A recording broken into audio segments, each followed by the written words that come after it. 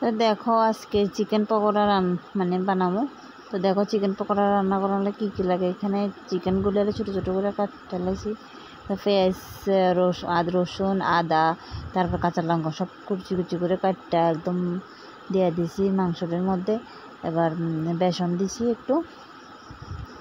তো দেখো এবার দিলাম একটু ময়দা, একটু চালের গুঁড়া, তো একটু লবণ, একটু জিরার গুঁড়া, একটু ধনিয়ার গুঁড়া, একটু হলুদ, একটু মরিচের গুঁড়ো সব দিয়ে ভালো করে মাখলে।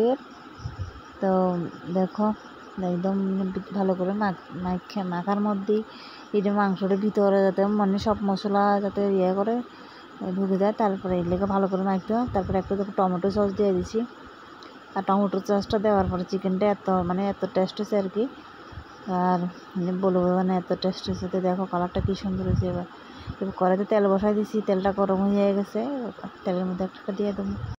তো দেখো একটা করে দিয়ে পকোড়া ছোটো ছোটো করে দিলে মানে এটি ভালো করে ভাজা হবে, মচমচে হবে।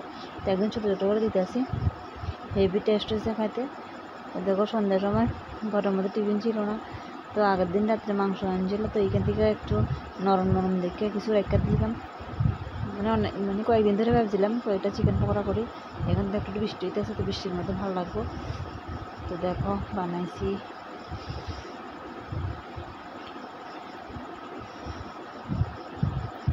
তো দেখো ছোটো ছোটো করে ফটাফট দিয়ে রেখেছি। তো দেখো চিকেন পকোড়া রেডি। তো দেখো আজকে আমরা টিফিন একটা ডিম সিদ্ধ করছিলাম, রুটি ডিম সিদ্ধ, এটি খাই আর ভাত খেতাম।